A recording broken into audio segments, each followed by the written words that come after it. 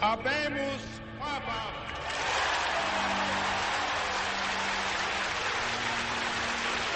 Eminentissimum ac reverendissimum Dominum Albinum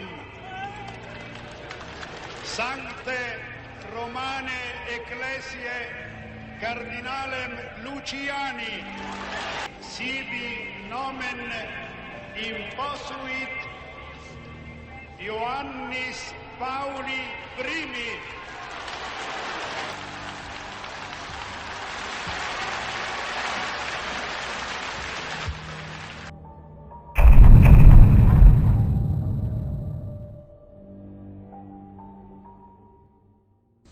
Morreu o Papa João Paulo I. A notícia dada em Roma às 7h42 da manhã, 3h42 da madrugada em Brasília, surpreendeu o mundo e até confundiu algumas pessoas hoje cedo. Entre 26 de agosto e 28 de setembro de 1978, o mundo conheceu a figura de Albino Luciani, que se tornaria o líder espiritual da Igreja Católica como Papa João Paulo I.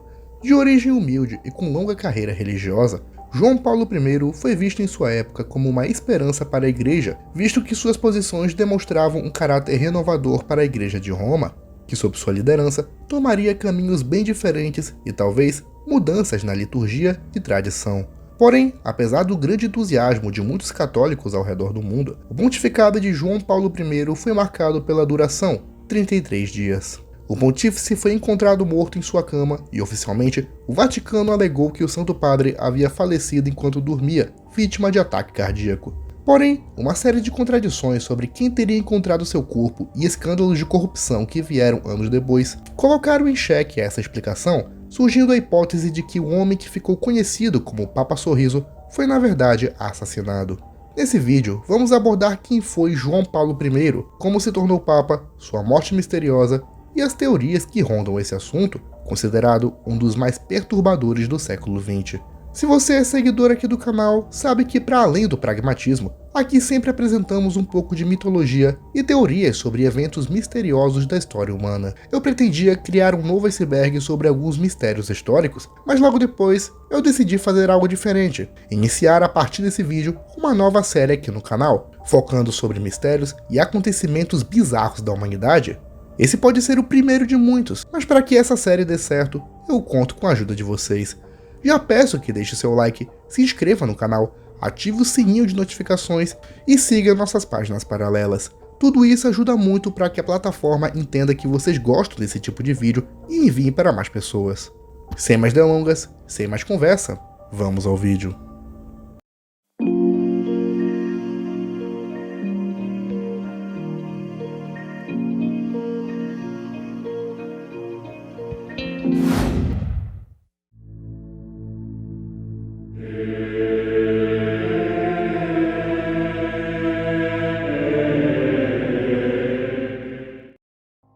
O homem que viria a ser João Paulo I nasceu em 17 de outubro de 1912, na cidade de Forno di Canale, na província de Belluno, região de Vêneto, no norte da Itália. Seu nome de batismo foi Albino Luciani, filho mais velho da empregada doméstica Bartola Toncon e do pedreiro e ativista socialista Giovanni Luciani. Sua família era bem humilde e sua mãe, uma católica fervorosa, foi a principal incentivadora da carreira religiosa que Albino viria a assumir. Ele iniciou seus estudos no Seminário Minori, em Murano, e os concluiu no Seminário Gregoriano, em Belluno. Foi ordenado Papa em 7 de julho de 1935, servindo inicialmente como pároco de sua cidade natal e, posteriormente, professor e vice-reitor do Seminário de Belluno em 1937. Entre as diferentes disciplinas que lecionou, encontrava-se teologia dogmática e moral, direito canônico e arte sacra. Embora sempre humilde e sem ter grandes ambições, foi nomeado para várias paróquias e seminários até ser nomeado bispo de Vittorio Veneto em 1958 pelo Papa João XXIII. Em 1971, foi nomeado patriarca de Veneza e cardeal em 1973, ambos pelo Papa Paulo VI. Apesar de todos esses títulos, Albino Luciani nunca fixou residência em Roma e sempre chamou a atenção por ser uma pessoa gentil e amorosa com o próximo, utilizando em seu brasão a palavra humildade. Em 6 de agosto de 1978, morre o Papa Paulo VI e, posteriormente, o conclave teve início, onde os cardeais deveriam eleger entre si quem seria o novo sumo pontífice. Albino Luciani estava na lista de possíveis candidatos, mas nunca entre os favoritos, com outros nomes mais conservadores tendo mais chances. Apesar disso, no dia 26 de agosto de 1978, na terceira reunião do conclave, Luciani foi eleito com 99 votos a 11, tornando-se Papa. Apesar de inicialmente ter relutado em aceitar o papado, ele assumiu o comando da Igreja Católica Apostólica Romana naquele mesmo dia, adotando o nome de João Paulo, o primeiro de seu nome, e em homenagem aos seus dois antecessores. Seu carisma, educação e humildade fizeram o mundo rapidamente tomar simpatia por ele, sendo apelidado de Papa Sorriso. Muito além disso, João Paulo I se recusou inicialmente em ter seu trono carregado e a ter uma cerimônia de coroação onde utilizaria a tiara papal, tal como ocorria há séculos. As atitudes do novo Papa agradaram a muitos, que acreditavam que seu pontificado reformaria a Igreja, já que muitos de seus discursos foram interpretados pela imprensa como favoráveis ao controle de natalidade por meio de métodos contraceptivos, a divisão da riqueza da Igreja para acabar com a fome e desigualdade e uma grande reforma na liturgia católica. Porém, todas as esperanças de uma nova Igreja vieram abaixo na manhã do dia 29 de setembro de 1978. Nesse dia, o Vaticano anunciou que João Paulo I, o Papa Sorriso, havia falecido enquanto dormia na noite anterior. A versão oficial dizia que o Papa foi encontrado na cama de seu quarto às 5 horas da manhã pelo secretário particular, o bispo John Migg. O médico pessoal do Papa afirmou que ele havia falecido de um ataque cardíaco horas antes, possivelmente na noite anterior, versão que foi aceita pela Cúria Romana.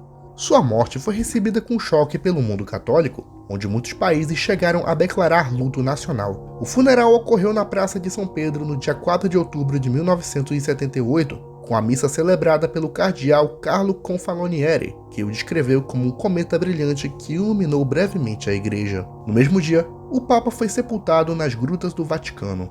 Não apenas a reação de choque tomou o mundo de surpresa, mas também as dúvidas e as contradições em relação à morte do sumo pontífice fizeram uma série de teorias e investigações independentes iniciarem.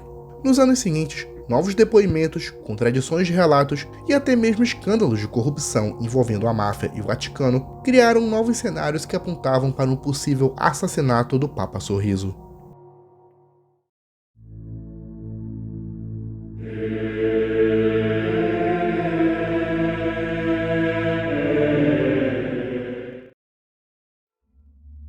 Como já dito, o corpo do Papa foi encontrado em seu apartamento particular na manhã do dia 29 de setembro de 1978.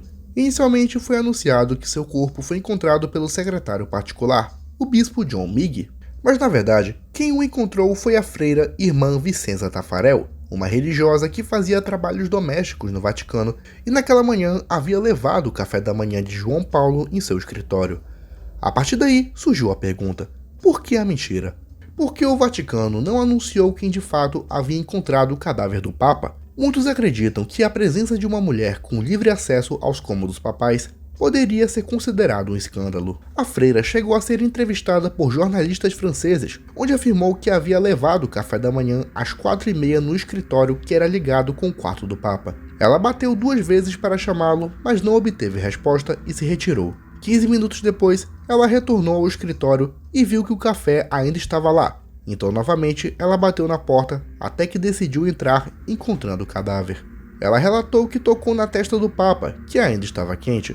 Quando os embalsamadores chegaram às 10 da manhã, eles reiteraram que o corpo ainda estava quente porque o processo de enfraquecimento da corrente sanguínea, chamada de hipóstase cadavérica, não estava completo, o que sugere que ele tenha morrido 5 ou 4 horas antes de ser embalsamado, justamente o momento que bate com o horário que a religiosa o teria encontrado. Pouco tempo depois, a irmã Vicenza Taffarel anunciou um juramento de silêncio quanto a esse assunto, sendo posteriormente transferida para um convento, onde permaneceu até sua morte em 1984. Nesse mesmo ano, o jornalista britânico David Jalop lançou o livro Em Nome de Deus, que apresenta algumas hipóteses que levam a crer que o Papa tenha sido assassinado. Segundo entrevistas com vários clérigos e funcionários do Vaticano, o motivo da morte seria a vontade de João Paulo I em mostrar ao mundo a obscura ligação do Instituto para as Obras de Religião, mais conhecido como Banco do Vaticano, com o Banco Ambrosiano. Conta-se que logo após ser eleito, o Papa teria tomado assunto numa par de irregularidades com o Banco Ambrosiano, na época chefiado por Roberto Calvi, conhecido como Banqueiro de Deus pela sua ligação com a Igreja, em especial com o bispo Paul Marcinkus, presidente do Banco do Vaticano. Naquele mesmo ano, um inspetor-chefe do Banco da Itália, Giulio Palladino, havia descoberto um esquema de lavagem de dinheiro entre o Banco Ambrosiano e várias entidades estrangeiras, onde posteriormente documentos assinados por Paul Marcinkus e Roberto Calvi provavam que o Banco do Vaticano estava controlando instituições que limpavam o dinheiro que entrava no Banco Ambrosiano. Nesse esquema também estavam envolvidos alguns cardeais da Cúria Romana e o secretário de Estado Jean Villot. Todo esse esquema teria chegado aos ouvidos do Papa, que pretendia solicitar uma investigação sobre a ligação de instituições da Igreja com o crime organizado, que caso fosse descoberta, acabaria com toda a rede de lavagem de dinheiro entre os membros da alta cúpula da Igreja. Sabendo da postura do Papa e sua impopularidade com alguns cardeais devido à sua postura reformista, alguém de grande renome da Igreja foi o autor intelectual do crime. David Yallop sugere que o veneno tenha sido digitalina, uma substância retirada de uma planta de mesmo nome e que, ainda que seja introduzida no corpo em pequenas doses, pode levar à morte dentro de algumas horas sem deixar vestígios de sua presença. Tal substância teria sido colocada na comida ou bebida do Papa, que o levou à morte poucas horas depois, impedindo que o esquema fosse mostrado ao mundo.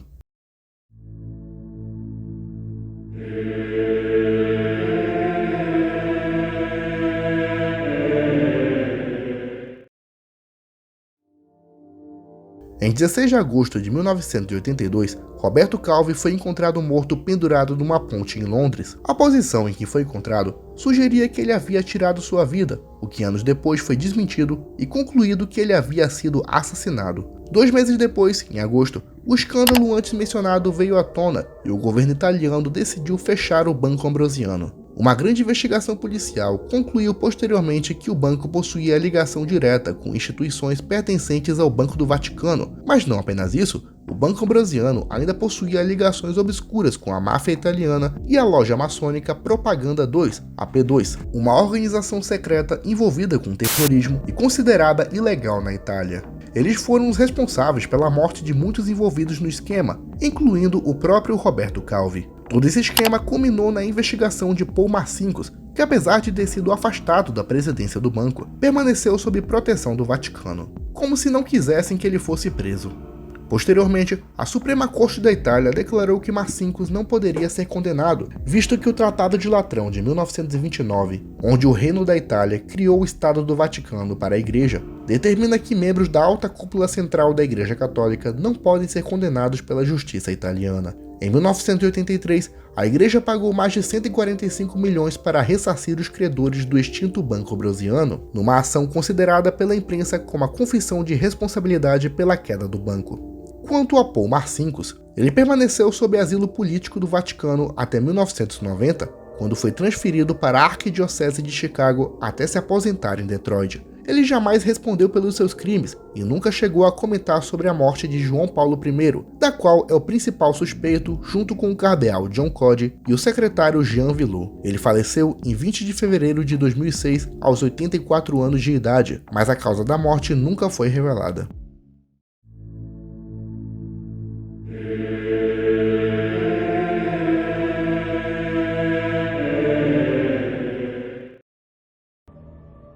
A teoria apresentada por David Yallop em seu livro causou desconforto e controvérsia no meio católico, onde até hoje há quem afirme que João Paulo I foi assassinado, enquanto outros dizem que essas teorias são um absurdo e que ele morreu de causas naturais, tal como sua família até hoje defende. Em 1987, o escritor também britânico John Cornwell escreveu a obra Um Ladrão na Noite, na qual oferece um contraponto às teorias de Yallop e afirma que o Papa morreu provavelmente de embolia pulmonar, causada por excesso de trabalho e uma dosagem exagerada em seus remédios para a pressão arterial. No entanto, o livro ressalta a estranheza do rápido embalsamamento e as notícias contraditórias sobre quem encontrou o corpo, além do escândalo de corrupção que ocorreu nos anos 80. Ao decorrer dos anos, outras teorias foram defendidas. O teólogo George de Nantes, fundador da Liga Católica contra a Reforma, passou boa parte de sua vida estudando sobre as possíveis causas do assassinato, entrevistando pessoas que conheceram Albino Luciani antes de sua eleição. Ele alegava que João Paulo I havia descoberto que após o Concílio Vaticano II, muitos cardeais novos eram maçons ou tinham entrado na maçonaria, o que, somado às propostas de reforma da igreja, culminaram em seu assassinato. Outro teólogo tradicionalista, Gomer de Paun, declarou que o Papa foi assassinado não por querer uma reforma progressista, mas por querer trazer de volta muitos costumes utilizados antes do Concílio Vaticano II, como por exemplo a Missa Tridentina. Em 2017, o padre Charles Moore lançou um livro onde denotava a coincidência do cardeal Sebastiano Baccio ter sido a última pessoa que viu João Paulo I com vida. Vale ressaltar que ambos possuíam diferenças ideológicas e Baccio havia conseguido uma votação expressiva durante as primeiras reuniões do conclave de 1978. Em 2018, um homem chamado Anthony Raimondi declarou que foi contratado por Paul Marcinkus para assassinar o Papa. Ele alega que teria entrado nos aposentos papais e injetado um calmante para que ele não acordasse de maneira tão fácil. Posteriormente, ele injetou cianeto para acabar com sua vida. Raimondi ainda afirma que se uma exumação foi feita ao corpo de João Paulo I, os rastros de veneno poderiam ser facilmente encontrados. Hoje, a morte do Papa João Paulo I segue sendo um dos maiores mistérios da história. Apesar de muitas teorias de morte natural ou do assassinato terem seus prós e contras, até hoje não existe uma explicação definitiva, e somado aos acontecimentos de indivíduos que rodeiam esse assunto, a questão se torna bem mais intrigante. Em outubro de 2021, foi iniciado o processo de beatificação de João Paulo I, após o milagre que salvou uma menina argentina em 2011 ser atribuído a ele. Em 4 de setembro de 2021, ele foi oficialmente beatificado pelo Papa Francisco. Apesar do curto papado, João Paulo I conseguiu deixar sua marca através de seu carisma, sua devoção e nova abordagem sobre a Virgem Maria, e por sua grande marca ter sido a humildade.